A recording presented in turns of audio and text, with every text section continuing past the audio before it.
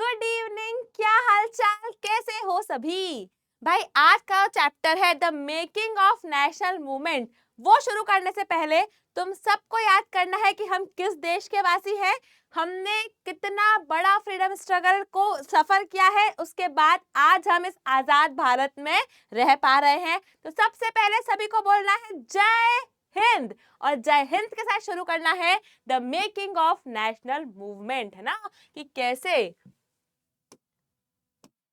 From 1870s 1870 से लगा के तो 1947 तक की क्या कहानी थी, है ना, कैसे हमने क्या किया है, इस आजादी को प्राप्त किया है। तुमने 1857 की वॉर देख ली थी, है ना, the first war of independence. वहां हम इवेंचुअली हमने लूज कर दिया था, हम हार गए थे। उसके बाद फिर कुछ समय बाद अब कैसे स्ट्रगल चले और अब क्या हुआ, क्या क्या चीजें हुई कि बाद में डंके की चोट पर हमने आजादी ली है, किससे, अंग्रेजों से। तो बहुत सारे नेशनलिज्म के साथ, बहुत सारे प्राउड के साथ हमें शुरू करना है हमारा chapter the making of national movement. क्या क्या पढ़ेंगे, हम पढ़ेंगे बेटा कि 1870 से लगा के तो 1947 तक, है ना, कि जब भारत पाकिस्तान अलग अलग हो गए थे तब से तब तक की क्या कहानी थी, क्या चीजें हुई और क्या लोगों में कॉन्वर्सेशन चल रही थी। यहाँ से शुरू करेंगे, खत्म करेंगे हम किस पर टुवर्ड्स द पार्टीशन। जब एंड में मैं तुम्हें इस लेक्चर का 1 पेजर दूंगी, ये 1 पेजर थोड़ा सा डिफरेंट है। जिन बच्चों को पूरी कहानी पता है ना, जिन्हें पता है क्या क्या चीजें हुई थी, एक बार बस 2 मिनट में रिवाइज करना है, वो डायरेक्टली 1 पेजर एक बार देख सकते हैं, जहां पर एक टेबल बनी हुई है। टेबल में लिखा हुआ है भाई इस ईयर में ये हुआ, इस ईयर में ये हुआ, इस ईयर में ये हुआ। उसको एक बार तुम, अगर तुम्हें चैप्टर याद है, पता है, स्टोरी पता है, तुम उसको एक बार देख लोगे तो तुम्हें 1 मिनट लगेगा पूरा चैप्टर रिवाइज करने में, रिकॉल करने में। ठीक है, शुरू करते हैं हमारा the most important chapter the making of national movement. तो यार जब लड़ाई खत्म हो गई, है ना, 1857 की लड़ाई हो गई, तो लगभग 1870s के आसपास लोगों में होने लगी कुछ चर्चाएं, कुछ बातचीत कर रहे थे लोग, बढ़िया नुक्कड़ उक्कड़ पर बैठकर ना, पेड़ वेड़ के नीचे बैठकर कुछ हो रही थी बातें। क्या बातें हो रही थी कि भाई लोग, जो ये देश है इंडिया, ये हमारा है कि इन अंग्रेजों का है। अरे देश जो भारत है वो हमारा है कि इन अंग्रेजों का है ना। यहाँ के रिसोर्सेस, यहाँ के पीपल, सब तो ये अंग्रेज कंट्रोल कर रहे हैं, ये देश हमारा है भी कि नहीं। ऐसा किसको मन में सवाल आया, भारत के लोगों को सवाल आया कि ये देश हमारा है भी कि नहीं है ना।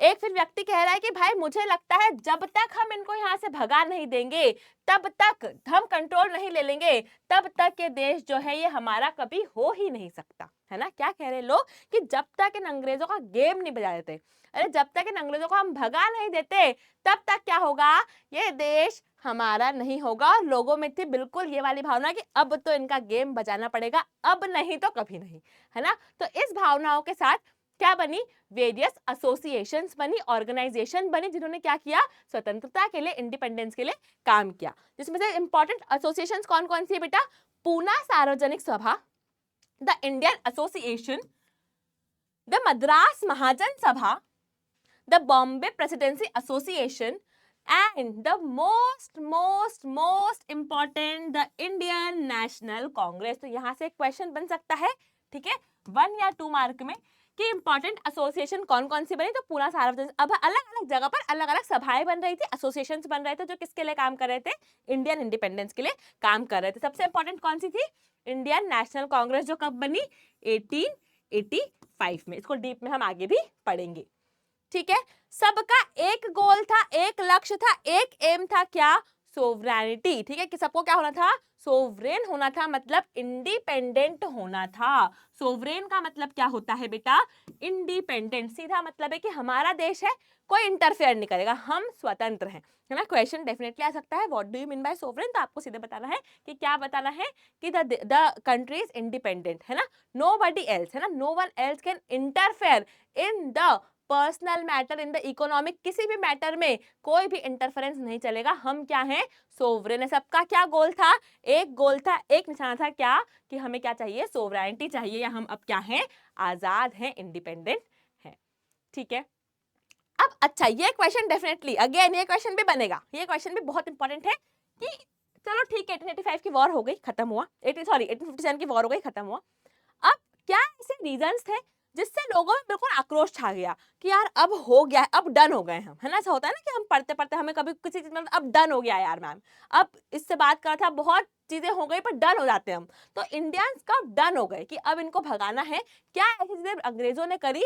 सबसे पहले लेके आ गए बेटा 1878 का ईयर। देख के कंफ्यूज मत होना, ईयर देख के घबराना मत। मैम ने तुम्हें आखिरी में बढ़िया टेबल दे दी है जिससे सारे ईयर तुम्हारे सामने होंगे, इजीली तुम समझ पाओगे। सिर्फ अभी चैप्टर समझो, फ्लो समझो और देखो क्या क्या चीजें हुई थी, सिर्फ इवेंट समझो, ठीक है।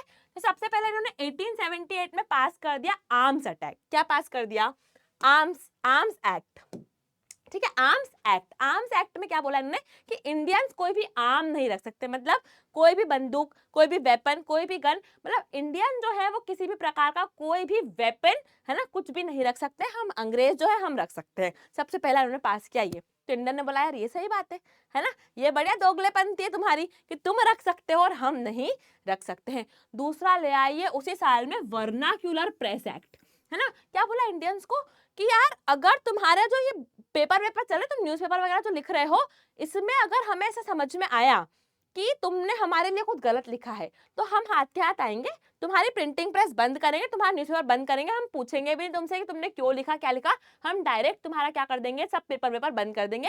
हमारे लिए बढ़िया बढ़िया बातें लिखो, हम अंग्रेजों के लिए अच्छा अच्छा लिखो तो हम तुम्हें बढ़िया बोलेंगे, हाँ यार अच्छा पेपर है।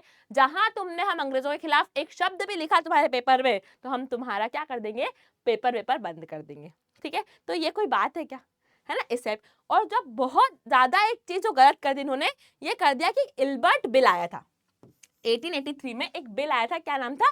Ilbert bill. तो इल्बर्ट बिल कैसा था कि एक अंग्रेज ने कहा कि यार जो जज है हमारे, है ना, जो जज हैं वो सब यूरोपियन है, तो कुछ इंडियन जजेस को भी क्या मिलना चाहिए, मौका मिलना चाहिए यार, क्योंकि अब देखो इंडिया के लोग हैं तो इंडियन लोगों को भी जज बनने का मौका मिलना चाहिए। ऐसा एक दो अंग्रेजों ने कहा, ठीक है। लेकिन अब भाई अंग्रेज भड़क गए कि ये कैसी बात है, हम तो नहीं मानेंगे। व्हाइट्स ने क्या करा, व्हाइट्स मतलब अंग्रेजों ने क्या करा, इस बिल को ओपोज करा और इल्बर्ट बुल को क्या बोला कि भाई इसको हटाओ, है ना, ये कोई बिल काम का नहीं है। तो क्या करा, आर्म्स एक्ट पास कर दिया कि तुम आर्म नहीं रख सकते। वर्नाकुलर प्रेस एक्ट को पास कर दिया कि भाई कोई भी अगर नॉर्मल पर्सन है, अगर उन्होंने अंग्रेजों के बारे में कुछ भी गलत लिखा अपने पेपर में तो वो बंद कर देंगे। और इल्बर्ट बिल जो हमारे लिए पास किया था कि यार इंडियन जजेस भी क्या हो, एक यूरोपियन जज के पास में बैठ के क्या कर सके, जज वगैरह बने और जस्टिस दे सके, कि वो भी क्या कर दिया इन्होंने, बंद कर दिया। जब इल्बर्ट बिल विड्रॉ हुआ ना, इल्बर्ट बिल पास हुआ तो लोग खुश हुए यार कि यार चलो अच्छा बात है यार, अब हम भी इंडियन भी जज बनेंगे अब, है ना, सब लोग खुश हुए। लेकिन जैसे ही इन्होंने इल्बर्ट बिल को विड्रॉ किया, बोला कि अब इल्बर्ट बिल नहीं चल पाएगा, वैसे ही लोग बहुत बहुत बहुत गुस्सा हो गए। और इस गुस्से के इवेंट से नींव रखी गई द पार्टी जो आज भी एग्जिस्ट करती है, Indian National Congress, one of the important association बेटा, जिसने हमारी फ्रीडम के समय पे बहुत ज्यादा क्या की है, मेहनत की है और फ्रीडम हमारे लिए लेकर आए हैं। तो 1885 में बेटा इल्बर्ट बिल कंट्रोवर्सी के बाद, इल्बर्ट बिल कंट्रोवर्सी के बाद 1885 में, दिसंबर 1885 में, इंडियन ईयर्स की टेंशन मत करना, सिर्फ कहानी समझो, ठीक है। इंडियन नेशनल कांग्रेस क्या हो गई, बन गई, फॉर्म हो गई इन बॉम्बे विद 72 डेलीगेट, 72 पर्सन ने मिलकर क्या बना दी, इंडियन नेशनल कांग्रेस बना दी। दादा भाई नारोजी, फिरोज शाह मेहता, बहरुद्दीन त्याबजी, डब्ल्यू.सी. बैनर्जी, सुरेंद्र नाथ बैनर्जी, रोमेश चंद्र दत्त, ऐसे सुब्रमण्यम अय्यर, ये सब इंपॉर्टेंट लोग थे जो उस समय कांग्रेस के क्या थे, पार्ट थे। इनके नाम आपको डेफिनेटली 3 से 4 नाम याद करने हैं। लेकिन सबसे इंपॉर्टेंट नाम थे बेटा 2, दादा भाई जी नारोजी और ए.ओ. ह्यूम, है ना। इन दोनों ने मिलकर क्या रखी है, नींव रखी है इंडियन नेशनल कांग्रेस की। दादा भाई नारोजी एक लंदन बेस्ड बिजनेसमैन थे ये, और ए.ओ. ह्यूम एक रिटायर्ड ब्रिटिश ऑफिशियल थे ना। मतलब देखो अंग्रेज भी कहीं कहीं हमारे साथ थे, जिसने इल्बर्ट बिल पास करवाया, जिन्होंने ए.ओ. ह्यूम, कुछ कुछ अंग्रेज थे जो हमारे लिए बोल रहे थे, कुछ हमारे बारे में सोच रहे थे, हर अंग्रेज खराब नहीं था, ठीक है। तो ए.ओ. ह्यूम और दादा भाई नारोजी ने मिलकर क्या करा है बेटा, इस इंडियन नेशनल कांग्रेस की एक नींव समझ लो आप रखी है। और ये थे इनके अर्ली लीडर्स। चमक रहा है, चमक रहा है भाई, चमक रहा है तुमको, चलो वेरी गुड। चमक रहा है तो भाई लिख दो कमेंट में चमका मैम। अब तुम समझना 1885 से लगभग कुछ समय तक, है ना, 20 साल तक कांग्रेस बहुत मॉडरेट थी। मॉडरेट मतलब ठंडी थी, मतलब लोग ऐसे थे कि यार क्या करना चाहिए पता है, एक काम करना चाहिए, हमको गवर्नमेंट में जाना चाहिए, हमको इलेक्शन लड़ने चाहिए। हम अगर अंग्रेजों को समझाएंगे, ऐसी बातें करते हैं कि अगर हम अंग्रेजों को समझाएंगे कि हम इंडियंस क्या चाहते हैं तो वो समझेंगे हमारी बात। तो इस टाइप के लोग थे कुछ गोपाल कृष्ण गोखले टाइप के, दादा भाई नारोजी टाइप के, जो क्या थे, मॉडरेट थे। मॉडरेट मतलब बहुत ठंडे मिजाज के, जो चाहते थे कि हम ब्रिटिशर्स के साथ काम करें, है ना, उनके साथ काम करें, उनको समझाएं कि हम इंडियंस क्या चाहते हैं, है ना। It demanded a greater voice, वो चाहते थे कि भाई इंडियंस क्या हो, गवर्नमेंट में बैठे, है ना, सरकार का पार्ट बने। ये चाहते थे कि हमें हाई पोजीशन मिले गवर्नमेंट में, हमारे यहाँ पर भी सिविल सर्विस एग्जामिनेशन हो, मतलब आईएएस वगैरह। हमारे भारत के भी उस समय सिर्फ लंदन में आईएएस की एग्जाम होती थी, है ना, इंडिया में नहीं होती थी। तो इन्होंने बोला नहीं नहीं, इंडिया में भी आईएएस के एग्जाम करो, हमारे भी बच्चे यूपीएससी देंगे और कलेक्टर बनेंगे, है ना। ये चाहते हैं कि भाई जुडिशियल और एग्जीक्यूटिव को सेपरेट करो, मतलब क्या करो कि भाई जुडिशरी वाले जो लोग हैं और जो जो जज वगैरह हैं और जो लॉज वगैरह बना रहे हैं, इंप्लीमेंट कर रहे हैं, उनको अलग अलग रखो ताकि इंटरफेरेंस ना हो, है ना। आर्म्स एक्ट जो आपने पास करा उसको हटा दो, है ना। हमें बोलने की, वर्नाकुलर प्रेस एक्ट जो आपने बंद कर दिया है ना, कि भाई हमें बोलने की फ्रीडम नहीं है, हमें कुछ कहने की फ्रीडम नहीं है, इसको आप हमको ग्रांट करो, है ना। टैक्स कम कर दो, रेवेन्यू रिड्यूस कर दो। इस टाइप की बातें कर रहे थे कौन, मॉडरेट। मतलब ये चाह रहे थे कि हम अंग्रेजों से मिलके, अंग्रेजों के साथ मिलके क्या करें, काम करें, है ना। टैक्स कम कर दो, ये कर दो, आर्म्स एक्ट हटा दो, वर्नाकुलर प्रेस एक्ट हटा दो, हमको गवर्नमेंट में रिप्रेजेंटेशन दो। इस टाइप की बातें कर रहे थे कौन लोग, मॉडरेट लोग। उनको क्या लगा कि अगर हमने अंग्रेजों को बताया कि हम भारतीयों को क्या चाहिए तो वो हमारी बात सुनेंगे। मतलब मुझे तो बिल्कुल गलत पॉइंट ऑफ व्यू लगता है ये, कि अगर ऐसा ही होता कि वो हमारी बात सुन लेते तो क्यों इतना बड़ा फ्रीडम स्ट्रगल होता, और क्यों हम इतने से समझते कि यार कब से, जब वो जो कंपनी स्पाइसेस की ट्रेडिंग करने आई थी, आज हम पे 200 साल रूल करके चली गई है, तो उन्हें ये समझ में नहीं आया होगा कि व्हाट इंडियंस वांटेड। पर मॉडरेट्स का ऐसा मानना था कि व्हाट इंडियंस वांटेड ना, गोपाल कृष्ण गोखले जी, है ना, दादा भाई नारोजी जी, ये सब इसके अर्ली लीडर्स थे जिन्हें ऐसा लग रहा था कि भाई क्या करना चाहिए, हमें क्या करना चाहिए, मॉडरेट थिंकिंग रखनी चाहिए। लेकिन फिर क्या हुआ, बहुत सारे इंडियंस ने क्या करा, अब सवाल उठाए कि भाई ऐसा नहीं चलेगा, इनको भगाना पड़ेगा। ये नहीं होगा कि हम साथ मिलकर काम कर लेते हैं, ये नहीं होगा, अब हमें क्या करना है, इनको भगाना है। उन लीडर्स को कहा गया बेटा रेडिकल या एक्सट्रीमिस्ट, गरम मिजाज के, रेडिकल या फिर एक्सट्रीमिस्ट, मतलब गरम मिजाज के लोग थे ये, है ना। जिसमें से 3 नाम जो तुम हमेशा सुनोगे, क्या थे वो 3 नाम, जल्दी मेरे साथ, किसको पता है, लाला लाजपत राय, बाल गंगाधर तिलक और विपिन चंद्र पाल, है ना। इनको बोलते थे लाल बाल पाल, है ना। बिल्कुल गरम मिजाज के थे, है ना। इनको था कि ये क्या बात है कि गवर्नमेंट के साथ हमें काम करना है, हम ही गवर्नमेंट है, हम इंडियंस हैं, इनको भगाना पड़ेगा। इस टाइप का किसका था एटीट्यूड, लाल बाल पाल का। ट्रायो लाल बाल पाल, वेरी इंपॉर्टेंट बेटा। लाला लाजपत राय, बाल गंगाधर तिलक, लाला लाजपत राय, लाला लाजपत राय, बाल Gangadhar Tilak, Bal Gangadhar Tilak and Bipin Chandra Pal, Bipin Chandra Pal, B, it is not V, it is B.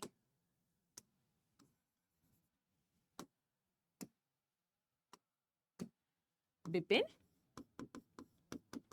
Chandrapal, ठीक है जी, समझ में आ रहा है।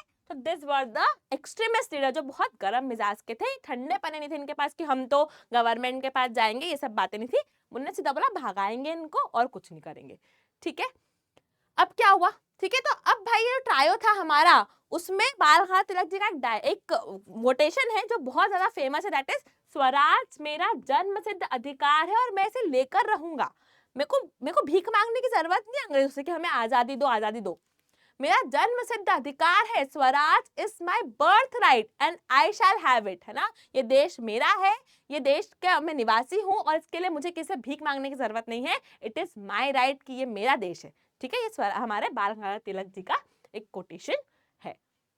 नाउ अब क्या हुआ, अब समझना। अभी तक कहानी का क्या समझी तुमने, 1885 में कांग्रेस बन गई है। कांग्रेस में 2 तरह के लोग हैं, एक है ठंडे, एक है गरम, ठीक है। अब इस बीच में क्या हुआ, जब अंग्रेजों ने देखा कि इन्होंने कांग्रेस बनाई, उसमें भी ये लड़ी रहे हैं आपस में, तो इन्होंने, अंग्रेजों ने इस मौके को फायदा उठाया, क्या करा, कहा कि अपन ऐसा करते हैं, बंगाल का पार्टीशन कर देते हैं, क्या कर देते हैं, बंगाल बहुत बड़ी प्रोविंस थी उस समय की, बहुत बहुत इंपॉर्टेंट प्रोविंस थी, क्या कहा कि बंगाल को हम तोड़ देते हैं 2 हिस्सों में। क्यों ऐसा तोड़ते हैं, तो कहते हैं कि यार है ना, क्योंकि बहुत बड़ा है, एडमिनिस्ट्रेटिव रीजंस के कारण हम तोड़ देते हैं। पर एक्चुअली क्या करना चाहते थे अंग्रेज, हिंदू मुस्लिम को अलग अलग करना चाहते, भारतीयों को तोड़ना चाहते थे, वो उनका मोटिव था। उन्होंने देखा कांग्रेस में तो लोग लड़ ही रहे, अपन बंगाल में भी लड़वा दो, इनको आपस में ही लड़ने दो, अपन बढ़िया इन पे क्या करेंगे, राज करेंगे। तो भाई बंगाल का इन्होंने क्या कर दिया, 1905 में कर्जन नाम के एक व्यक्ति थे, है ना, अपनी बुक्स में लिखा था लॉर्ड कर्जन, लॉर्ड डलहौजी। भाई किस बात के लॉर्ड, लॉर्ड मतलब होता है भगवान, तो मैं तो इन्हें कर्जन चच्चा, डलहौजी चच्चा ये बोलती हूँ अपनी क्लासेस में, है ना, चच्चा बोल सकते हैं बहुत से बहुत, लॉर्ड तो नहीं बोल सकते। तो ये जो कर्जन चच्चा थे, इन्होंने क्या करा, पार्टीशन कर दिया बंगाल का 2 हिस्सों में, कि भाई एक हिस्सा अलग, दूसरा हिस्सा अलग। ठीक है, रीजन क्या दिया, रीजन बोला कि भाई एडमिनिस्ट्रेटिव कन्वीनियंस चाहिए यार, हम रूल नहीं कर पा रहे, बहुत बड़ा है। लेकिन एक्चुअली में क्या चाह रहे थे, ये चाह रहे थे स्प्लिट करना, बंगाली लोगों को डिवाइड करना, हिंदू मुस्लिम पॉपुलेशन को, ये इनका मेन मोटिव था। उस समय लोग समझ गए, लोग समझ गए कि यार बंगाल का पार्टीशन नहीं हो पाएगा, हम नहीं झेल सकते हैं पार्टीशन। जैसे ही बात करें कि पार्टीशन कर देंगे बंगाल का, लोग क्या हो गए, बहुत ज्यादा बेटा गुस्सा हो गए लोग, बिल्कुल कि ये क्या बात है ना, पार्टीशन तो हम नहीं देख पाएंगे। और तब शुरू हुआ एक मूवमेंट, नाम था उसका स्वदेशी मूवमेंट या फिर वंदे मातरम मूवमेंट, जो आंध्र प्रदेश वाले एरिया में वंदे मातरम मूवमेंट बोला जा रहा था। स्वदेशी मूवमेंट मतलब अब तुम करो पार्टीशन, अब हम ना तुम्हारे कपड़े पहनेंगे, ना हम तुम्हारे स्कूलों में जाएंगे, ना हम तुम्हारे यहाँ जॉब करेंगे। लोगों ने अपनी जॉब छोड़ दी, बच्चों ने स्कूल छोड़ दिए, कॉलेज छोड़ दिए, लोगों ने जा जाके कपड़े जला दिए कि ये फॉरेन के कपड़े हम जला देंगे, अब हम स्वदेशी मूवमेंट, हम भारतीय हैं, स्वदेशी चीजें यूज करेंगे। उस समय ब्रिटेन का बिजनेस इतना खराब हुआ इंडिया में, है ना, इंपोर्ट्स बिल्कुल कम हो गए, लोग स्वदेशी हो गए, और लोगों ने क्या करा, एक भावना आ गई लोगों में कि अब हम इनके जो कपड़े लत्ते हैं सब चीजें जला देंगे, हम क्या करेंगे, इस ब्रिटिश रूल को अपोज करेंगे। लोगों ने बहुत से छोड़ दी ना, अपने स्कूल छोड़ दिए, जॉब छोड़ दी, और अब समझ में आ रहा है लोगों को यार नहीं यार, एक कलेक्टिव अगर हम होके चलेंगे तभी क्या होगा, हमारे देश का उत्थान हो सकेगा, हम खुद नहीं लड़ सकते हैं। पर उस समय क्या हुआ, 1905 में पार्टीशन हुआ, उस समय उसके एक साल बाद 1906 में मोहम्मद अली जिन्ना जी ने बना the all India Muslim league. क्या बना दी, क्या बना दी, ऑल इंडिया मुस्लिम लीग। और इस लीग ने सपोर्ट कर दिया किसको, पार्टीशन ऑफ बंगाल को। मतलब एक जो ब्रिटिश का मोटिव था कि हिंदू मुस्लिम को अलग अलग करना है, वो थोड़ा सा पूरा होता हुआ दिख रहा है, क्योंकि इन्होंने सपोर्ट कर दिया किसको, किसको, पार्टीशन ऑफ बंगाल। ये चाहते थे कि यार मुस्लिमों को अलग रिप्रेजेंटेशन मिले, है ना, आखिरी में पाकिस्तान मिल गया इनको, बट उस समय से इनके मन में आ गया था कि यार हमें सेपरेट इलेक्टोरेट चाहिए, हमें ना अलग से इलेक्शन होने चाहिए मुस्लिम। क्योंकि क्या हुआ ना, इंडियन नेशनल कांग्रेस में इतने ज्यादा मुस्लिम लोग थे नहीं, और इंडियन नेशनल कांग्रेस में क्या हो रहा था कि जब इलेक्शन बाद में हो, तुम देखोगे हुए, तब मैक्सिमम जगह इंडियन नेशनल कांग्रेस जीत गई, है ना। तो इनको ऐसा लग रहा था कि मुस्लिम लोग बहुत दबाए जा रहे हैं इस देश में, इस कारण से इन्होंने क्या कर दिया, इस चीज को सपोर्ट कर दिया, सपोर्ट कर दिया इन्होंने। अब एक साल बाद कांग्रेस भी स्प्लिट हो गई। मतलब देखो अंग्रेजों का मोटिव तुम्हें पूरा होता हुआ दिख रहा है, हिंदू मुस्लिम अलग अलग हो गए, एक साल बाद कांग्रेस भी स्प्लिट हो गई। क्यों, क्योंकि भाई मॉडरेट्स और एक्सट्रीमिस्ट की बन नहीं रही थी, है ना, जो हमारे गर्म मिजाज के लोग थे उनकी, और ठंडे जो लोग थे थोड़े से, Dadabhai Naoroji, S N Banerjee, Firoz Shah type के लोग थे, इन लोगों की बन नहीं रही थी। तो पार्टीशन हुआ 1905 में, 1906 में ऑल इंडिया मुस्लिम लीग बनकर इसने सपोर्ट कर दिया, 1907 में कांग्रेस क्या हो गई, स्प्लिट हो गई। फिर लोगों को समझ में आया, सूरत में, सूरत के सेशन में बेटा ये स्प्लिट हुई थी, इसलिए इसको सूरत स्प्लिट भी कहा जाता है। फिर लोगों को समझ में आया, सब लोग सिर पकड़ के बैठे और समझ में आया कि हम इन अंग्रेजों को समझ नहीं पाए, इतने साल तक हम पे राज किया है, फिर भी हम ये नहीं समझ पाए कि भाई ये तो हमें अलग अलग करना ही चाहते हैं, ये चाहते हैं हमें अलग अलग करना। तो लोगों को थोड़ी बुद्धि आई। तो 1915 में बेटा क्या हुआ, जो 2 ग्रुप थे हमारे, कौन, एक्सट्रीमिस्ट और हमारे मॉडरेट, ये दोनों ग्रुप जुड़ गए, यूनाइट हो गए, और 1916 में very very important pact sign हुआ, लखनऊ पैक्ट। क्या पैक्ट साइन हुआ, वेरी इंपॉर्टेंट है, लखनऊ पैक्ट। लखनऊ पैक्ट में क्या हुआ कि भाई अब जो कांग्रेस है और मुस्लिम लीग है वो क्या करेंगी, साथ साथ मिलकर काम करेंगी। ठीक है, 1916 में सबको समझ में आ गया कि नहीं यार ये अंग्रेज हमें लड़ाना चाह रहे हैं, तो इन्होंने क्या किया, 1915 में तो कांग्रेस स्प्लिट जो है वो मर्ज हो गया, है ना, कि भाई लोगों ने एक दूसरे की बातें समझी, और 1916 में लखनऊ पैक्ट साइन हो गया, जहां मुस्लिम लीग और कांग्रेस भी हाथ मिला चुके थे। अब धीरे धीरे क्या हो रहा है, अब क्या हो रहा है धीरे धीरे, अब ग्रोथ हो रही है किसकी, मास नेशनलिज्म की। After 1919 the struggle against British rule gradually become a mass movement, peasant, tribal, student, women, factory workers, certain business group to begin to actively support the Congress in 1920s। अब समझो, अभी तक तुम्हारी intermission की एक कहानी हो गई है जहां तुमने देखा कि कांग्रेस बन गई है ना, लखनऊ पैक्ट हो गया है। अब धीरे धीरे लोगों को, अब लोगों में क्या आ रही है और भावना आ रही है, क्या आ रही है, देखो कितने खराब लोग हैं, है ना, बंगाल स्प्लिट कर दिया, हम कांग्रेस वालों को लड़ा दिया, हिंदू मुस्लिम को लड़ा दिया। धीरे धीरे लोगों में बहुत आक्रोश आ रहा है। और अब क्या हुआ, आफ्टर 1919 स्ट्रगल ना, 1919 के बाद से तुम देखोगे बहुत सारे सत्याग्रह होंगे, अभी मैं तुम्हें दिखाऊंगी, है ना, एक बहुत इंपॉर्टेंट फिगर की एंट्री होगी अभी, है ना, तो तुम सब चीजें देखोगे। आगे बढ़ते हैं। अच्छा, उस समय क्या हुआ, फर्स्ट वर्ल्ड वॉर भी चल रही थी, है ना, 1914 से के लगभग फर्स्ट वर्ल्ड वॉर भी हमारी चल रही थी। तो फर्स्ट वर्ल्ड वॉर ने भी बहुत परेशान कर दिया इंडियंस को। क्यों? क्योंकि फर्स्ट वर्ल्ड वॉर में हम तो नहीं थे, पर ये अंग्रेज थे, अंग्रेज इन्वॉल्व थे। अब अगर अंग्रेज इन्वॉल्व है फर्स्ट वर्ल्ड वॉर में, तो इनडायरेक्टली हम भी हो गए। क्यों? क्योंकि हम पे वो रूल कर रहे हैं। तो इन्होंने क्या करा, पैसे लग रहे हैं वॉर में, हम पे टैक्स बढ़ा दिए, है ना। हमारे यहाँ के जो नव युवक थे, हमारे यहाँ के जो यंग मैन थे, उनको बोला कि तुम जाओ आर्मी में हमारी लड़ाई करो। तो हमारे यहाँ के लोगों को फिर इन्होंने क्या करा, परेशान करना शुरू कर दिया। बहुत एक्सपेंडिचर हो रहा, बहुत ज्यादा पैसे खर्च कर रहे हैं लोग डिफेंस पे, है ना। इसके कारण क्या करा उन्होंने, टैक्स बढ़ा दिए, है ना। टैक्स कौन दे रहा था, कॉमन पीपल दे रहे थे। वॉर सप्लाईज बहुत ज्यादा आने लग गई, है ना। वॉर सप्लाईज के कारण बहुत ज्यादा क्या हो गया, चीजों में शार्प राइज हो गया। अब उस समय उतनी चीजें नहीं बनती थी ना, उतने कपड़े उतने जूते नहीं बनते थे। अब एकदम इतनी डिमांड आ गई, इतने सारे आर्मी के क्लोथ चाहिए, इतने सारे आर्मी के शूज चाहिए। अगर आपको याद हो, हमने इसके पहले वाले चैप्टर में पढ़ा था, मदिगास कम्युनिटी, याद आया, मदिगास कम्युनिटी जिन्होंने शूज में बहुत पैसे कमाए, विमेन कास्ट एंड रिफॉर्म वाले चैप्टर में, याद आ गया, कनेक्ट हो रहा है, कनेक्ट हो रहा है, चलो गुड, है ना। विलेजर्स को प्रेशराइज किया गया कि और से और सोल्जर, और से और सैनिक हमें दो, ताकि हम क्या कर सके, वॉर में जीत सके, है ना। On the other hand business group reaped fabulous profit ना, बहुत सारे बिजनेस ग्रुप थे, इंडियन ही मैक्सिमम थे, जिन्होंने क्या करा, प्रॉफिट भी कमाया, है ना। जैसे हमने मदिगास कम्युनिटी देखा ना, वैसे ही क्लॉथ वर्कर ने पैसे कमाए, है ना, खाने ग्रेन्स वालों ने पैसे कमाए। क्यों? क्योंकि चीजें सब लग रही है, वॉर चल रही है ना, बहुत सारी चीजें क्या है लग रही है। तो बहुत सारे बिजनेस ने इस समय क्या करा बेटा, प्रॉफिट भी कमाया। और एक चीज हुई कि 1917 में एक रशियन रिवॉल्यूशन हो रहा था, है ना, जिसके बारे में तुम 9th क्लास में पढ़ोगे। 1917 के आसपास एक रिवॉल्यूशन चल रहा था रशिया में। तो वहां के रिवॉल्यूशन को देख के हमारे लोगों को भी बहुत ज्यादा जोश आ गया कि जब रशिया के लोग कर सकते हैं ना, रशिया में भी बहुत ज्यादा प्रॉब्लम्स थी, क्या चीजें थी हम नेक्स्ट क्लास में पढ़ेंगे, ठीक है। तो रशियन लोगों में जब रिवॉल्यूशन देखा हमारे यहाँ के कॉमन लोगों ने, है ना, जब देखा हमारे यहाँ के सोल्जर्स ने यार कि रशिया के लोगों ने देखो कैसे उनको भगा दिया, कैसे दूसरे पावर्स को भगा दिया, कैसे रशिया में रिवॉल्यूशन आया, तो वहां से लोगों ने क्या किया, जोश आया उनमें। और अब सबको समझ में आ गया था कि अब सिर्फ और सिर्फ आजादी चाहिए और हमें कुछ नहीं चाहिए, ठीक है। तो फर्स्ट वर्ल्ड वॉर के ये चीजें कॉन्सिक्वेंसेस हुए। और अब एंट्री हुई हमारे फादर ऑफ द नेशन की, महात्मा गांधी जी की, जो साउथ अफ्रीका में थे, है ना। गांधी जी उस समय साउथ अफ्रीका में थे, वहां पर उन्होंने काफी सारे क्या किए हैं, काफी सारे उन्होंने वहां सत्याग्रह वगैरह किए हैं। तो उस समय गांधी जी की एंट्री हो गई बेटा कितने 1915 में साउथ अफ्रीका से, 1915 में साउथ अफ्रीका से हमारे गांधी जी की एंट्री हो चुकी है ना। गिव मी अ सेकेंड, हाँ जी, एंट्री हो चुकी है किसकी, महात्मा गांधी जी की इंडिया में, जो अपना एक आइडिया लेके आए सत्याग्रह का। ये इतने कॉन्फिडेंट क्यों थे सत्याग्रह के आइडिया से? क्योंकि साउथ अफ्रीका में बेटा इन्होंने काफी सारे सत्याग्रह, वहां पर भी क्या था, काले गोरे का भेदभाव, है ना, ब्लैक वाला जो ब्लैक लाइव मैटर, ये सब चीज चल रही थी उनकी। तो वहां उन्होंने सत्याग्रह करे रेसिज्म के खिलाफ, वो सब सक्सेसफुल हुए, है ना। तो वहां जब उन्होंने सक्सेसफुल होके वो जब इंडिया आए, इंडिया में उन्होंने देखा कि यार यहाँ पर भी क्या है, ये अंग्रेज हम पे को परेशान कर रहे हैं। तो with the idea of satyagraha Gandhi ji entered India, है ना।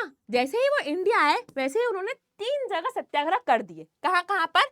इन चंपारण, खेड़ा और अहमदाबाद, है ना। चंपारण, खेड़ा और अहमदाबाद 3 जगह उन्होंने क्या कर दिए, क्या कर दिए बेटा, सत्याग्रह कर। सत्याग्रह मतलब क्या कि नॉन वायलेंट है। पहली बात तो यहाँ कोई मारपीट नहीं होगी, हम बैठेंगे, हमारी डिमांड्स की मांग करेंगे, और जब तक हमारी डिमांड पूरी नहीं होगी हम मांगते जाएंगे, हम मारापीटी नहीं करेंगे, प्यार से, है ना, प्रेम से हम मांगेंगे और हमें मिलेगा। ये इनका क्या था, बिलीफ था, ठीक है। तो 3 सत्याग्रह हुए बेटा, चंपारण में, खेड़ा में, अहमदाबाद में, ठीक है। लोकल सत्याग्रह हुए, है ना, इंडिगो प्लांटर्स के, वीवर्स के, नॉर्मल सत्याग्रह हुए, और तीनों क्या हो गए बेटा, सक्सेसफुल हो गए।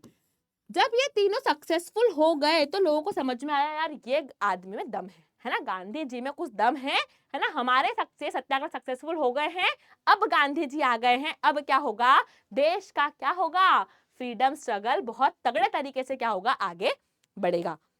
ये एक पिक्चर है आपके एनसीईआरटी में, आपको कमेंट सेक्शन में बताना है कि इसमें से गांधी जी कहाँ है, फाइंड गांधी, इसमें से गांधी जी आप ढूंढो जरा, गांधी जी कहाँ है और मुझे बताओ, ठीक है, find Gandhi ji in this image. Now अब main part of the chapter शुरू होता है, या फिर मैं कहूं second part of the chapter शुरू होता है, जहां हमें पढ़ना है सत्याग्रह के बारे में। किसके बारे में पढ़ना है, सत्याग्रह के बारे में। Now the main part of the chapter start the Satyagraha. मैंने तुम्हें क्या कहा कि 1915-16 में गांधी जी आ चुके हैं, है ना, गांधी जी आ चुके हैं, समझना बेटा, very important yet very simple, Gandhi ji आ चुके हैं, ठीक है, गांधी जी अराइव्ड। अब बेटा जैसे ही ये आए वैसे ही इन्होंने सत्याग्रह करना शुरू कर दिए। 1918 में इनका छोटा सत्याग्रह था एक, अहमदाबाद का सत्याग्रह था। अहमदाबाद में इन्होंने एक मील स्ट्राइक करी थी, है ना, जो क्या हो गई थी, सक्सेसफुल हो गई थी। इसके बाद क्या हुआ बेटा, 1918 के बाद 1919 में 1919 में अंग्रेजों ने एक एक्ट लगा दिया। एक्ट का नाम था रौलत एक्ट। क्या नाम था, रौलत एक्ट। रौलत एक्ट में क्या बोला इन्होंने, मतलब इतने खराब थे ना ये अंग्रेज। रौलत एक्ट में कहते हैं कि ये एक्ट लगा दिया है भाई हमने, इस एक्ट में ऐसा होगा कि अगर किसी ने अंग्रेजों के खिलाफ कुछ गलत बोला, है ना, या हमारे खिलाफ कुछ भी, हमको ऐसा लगा कि आप गलत बोल भी सकते हो, तो भी हम आपको 2 साल के लिए जेल में डाल देंगे, आपसे कुछ बोलेंगे भी नहीं, ना आपको कोई जज के सामने लेके जाएंगे, बिना आपसे पूछे चाचा सीधा आपको कहाँ डालेंगे, हम सीधा जेल में डाल देंगे। 1919 में। तो इस एक्ट को बंद करने के लिए गांधी जी ने 1919 में बेटा क्या चलाया, रौलत सत्याग्रह चलाया। क्या चलाया, रौलत सत्याग्रह चलाया। कब, 1919 में। किसके लिए, इस एक्ट को बंद करने के लिए, है ना, कि ये एक्ट नहीं हमें मान्य नहीं है, इसको आपको क्या करना पड़ेगा, बंद करना पड़ेगा।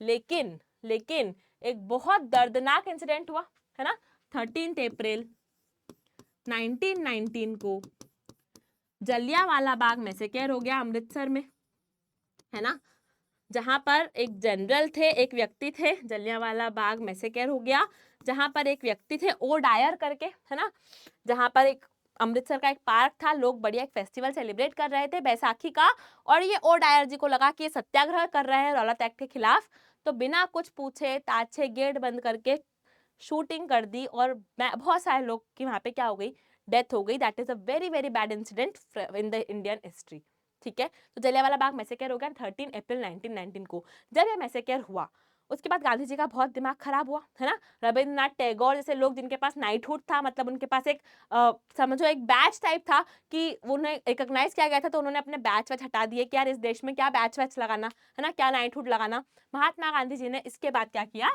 रौलत सत्याग्रह को बंद कर दिया। क्या किया, रौलत सत्याग्रह को बंद कर दिया, सत्याग्रह को एंड कर दिया। क्यों, क्योंकि वायलेंस हो गई थी। जहां वायलेंस होती हुई दिखेगी वहां गांधी जी अपना जो भी मूवमेंट चल रहा है उसको क्या कर देंगे, बंद कर देंगे। तो ये चीजें हुई।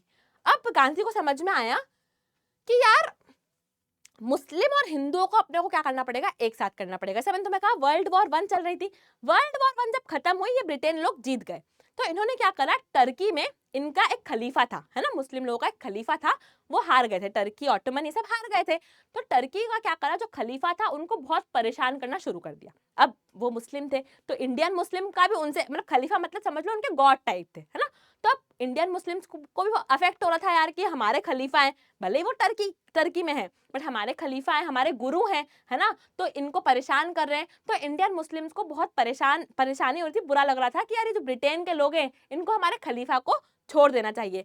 तो गांधी जी को समझ में आया कि अगर मैंने अभी इन मुस्लिम्स का साथ दे दिया, है ना, इनके खलीफा मूवमेंट में, खिलाफत मूवमेंट है ना, खिलाफत जो मूवमेंट है, खिलाफत एडिशन कि इस खिलाफत मूवमेंट में अगर मैंने इन मुस्लिमों का साथ दे दिया, तो अब ये मुस्लिम फिर हमारे साथ होके हम हिंदू मुस्लिम मिलकर एक बहुत बड़ा मूवमेंट चलाएंगे, नाम रखेंगे उसका हम नॉन कोऑपरेशन मूवमेंट, जहां हम कुछ कोऑपरेट नहीं करेंगे, इन अंग्रेजों की एक बात भी नहीं सुनेंगे, ठीक है। तो वही हुआ, है ना। 1920 में से मैंने तुम्हें कहा कि जब वर्ल्ड वॉर 1 में टर्की हार गया तो टर्किश सुल्तान और खलीफा जो थे उस पर बहुत हार्श ट्रीटी, उनके साथ बहुत क्रुएलिटी करने लग गए। कौन? ये अंग्रेज। इनके लीडर्स जो थे वो थे मोहम्मद अली और शौकत अली। खिलाफत एजिटेशन जो हमारे भारत में चल रहा था, इनके लीडर्स का नाम है बेटा मोहम्मद अली और शौकत अली। तो गांधी जी ने क्या करा? सपोर्ट कर दिया किसको? मोहम्मद अली शौकत अली को। और जब सपोर्ट करा तो उसके बाद सपोर्ट करने के बाद जब मोहम्मद अली शौकत अली का ये खिलाफत एजिटेशन थोड़ा सा खत्म हुआ, तब क्या हुआ? मुस्लिम्स, है ना, इंडियन मुस्लिम्स ने भी हिंदुओं का सपोर्ट किया और सबने मिलकर एक मूवमेंट चलाया बेटा। क्या मूवमेंट चलाया? द नॉन कोऑपरेशन मूवमेंट, कि अब हम कोऑपरेट करने वाले नहीं हैं, है ना। अब हम क्या नहीं करने वाले हैं? कोऑपरेट करने वाले नहीं हैं। अब हम सारे स्कूल छोड़ रहे हैं आपके, हम आप जो बोलोगे हम सुनेंगे ही नहीं। अगर अंग्रेजों ने बोला कि ऐसा करना है तो हम वैसा करेंगे ना, ए बोलोगे तो हम बी करेंगे, सी बोलोगे तो हम डी करेंगे, हम तो तुम्हारे सुनेंगे ही नहीं। हम बिल्कुल नॉन कोऑपरेशन मोड में आ गए हैं। अब हुआ क्या?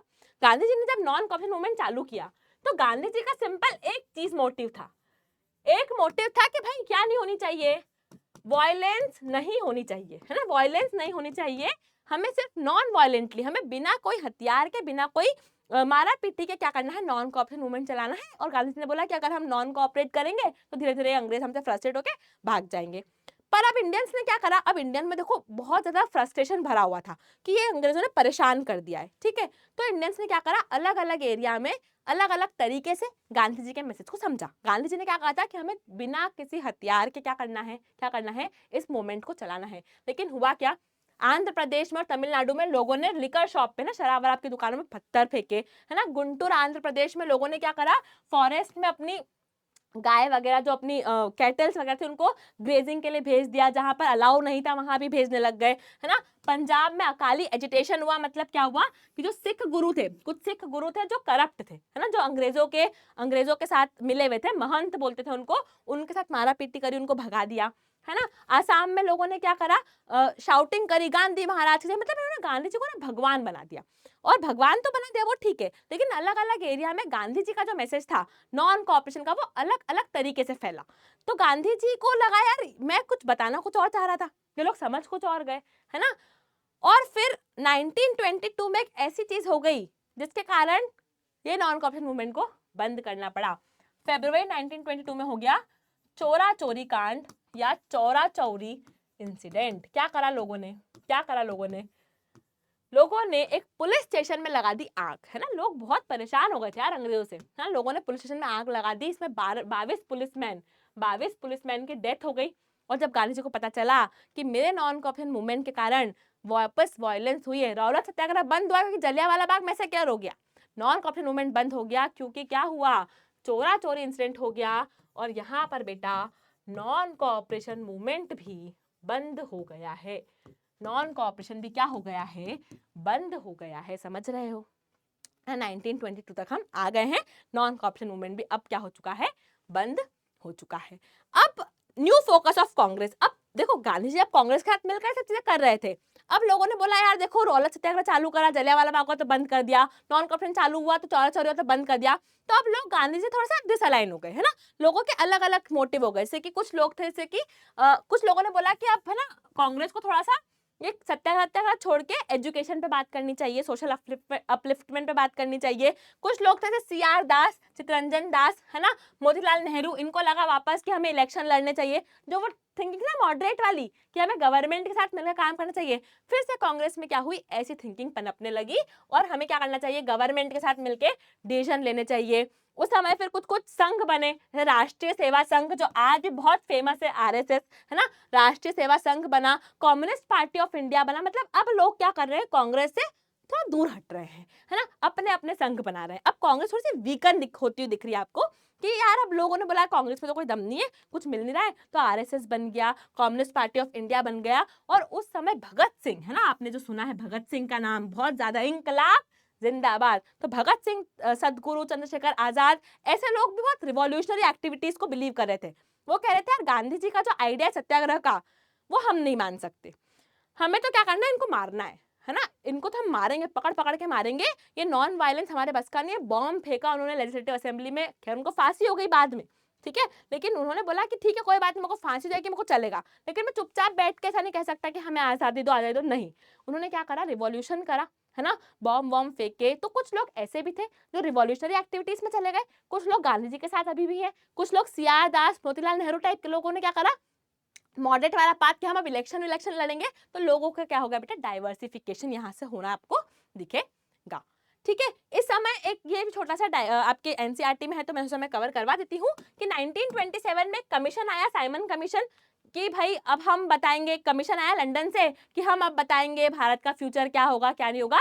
बट इस साइमन कमीशन में जितने भी लोग थे सब लोग अंग्रेज थे। तो इंडियंस ने बोला कि यार हमारे देश में आए हो, हमारे लिए प्लानिंग करने आए हो कि हमारे देश का फ्यूचर कैसा होगा, और तुम हम में एक भी भारतीय नहीं है, तुम 7 मेंबर, तुम 7 अंग्रेज हो। तो लोगों ने नारे लगाए Simon go back, Simon go back, और साइमन जी को क्या करा हमने इंडियंस ने भगा दिया।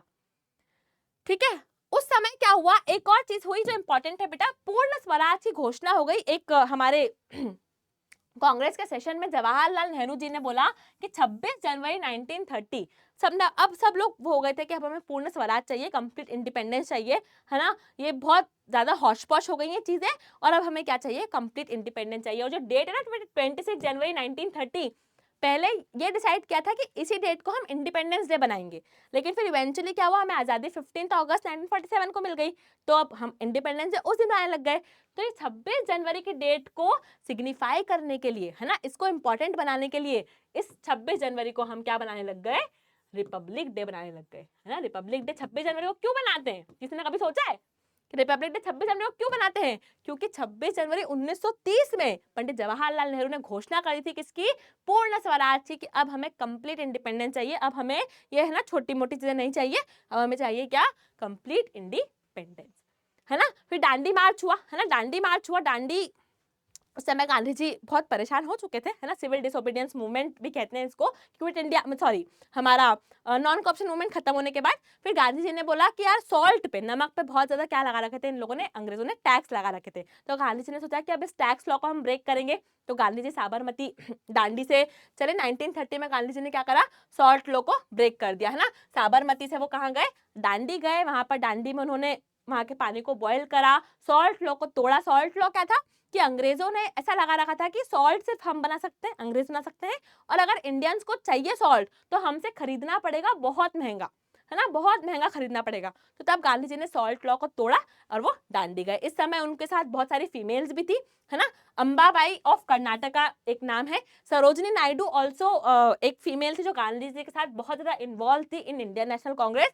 She was also the first Indian women to become the president of Indian National Congress, है ना, फर्स्ट इंडियन वुमेन, है ना, पहली इंडियन वुमेन थी। तुम मुझे बताओ कमेंट सेक्शन में कि फर्स्ट वुमेन कौन थी, फर्स्ट वुमेन टू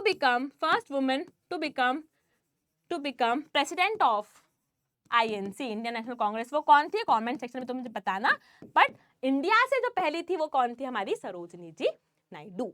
ठीक है, चलो नाउ अब क्या हुआ, अब धीरे धीरे क्या हुआ, अब जब स्ट्रगल चल रहे थे, है ना, चीजें चल रही है यार, ब्रिटिशर्स को भी समझ में आ रहा है कि अब अपने यहाँ पर नाव ज्यादा देर तक नहीं टिकेगी, अब अपन डूब जाएंगे। तो धीरे धीरे गवर्नमेंट ऑफ इंडिया एक्ट 1935 आया, जहां पर बोला कि चलो ठीक है यार, कुछ कुछ प्रोविंसेस में इलेक्शन करवा देते हैं, है ना, कांग्रेस को भी हम खड़े होने का मौका देते हैं, है ना, तुमको भी गवर्नमेंट में हम क्या देते हैं, सपोर्ट देते हैं। तो उस समय जब इलेक्शन हुए ना, तो इलेक्शन में मैक्सिमम सीट कांग्रेस जीत गई, है ना। इंडिया मुस्लिम लीग भी थी उस टाइम पे, मुस्लिम लीग हार गई। जब मुस्लिम लीग हारी तो उनको समझ में आया कि अगर ये अंग्रेज चले गए तो ये कांग्रेस वाले हिंदू लोग हमें दबा देंगे, और तब से शुरुआत हुई किसकी, डिमांड ऑफ पाकिस्तान की, तब से शुरुआत हो गई डिमांड ऑफ पाकिस्तान की। उसके बाद सेकेंड वर्ल्ड वॉर भी आ गया, सेकेंड वर्ल्ड वॉर ब्रेक हो गया सितंबर 1939 में, है ना। कांग्रेस ने बोला कि हम आपको सपोर्ट करेंगे, ब्रिटिशर्स को बोला कि हम आपको सपोर्ट करेंगे सेकेंड वर्ल्ड वॉर में, एक शर्त है हमारी, जैसे ही सेकेंड वर्ल्ड वॉर खत्म होगी आप हमें क्या दोगे, आजादी दोगे, कंप्लीट इंडिपेंडेंस दोगे।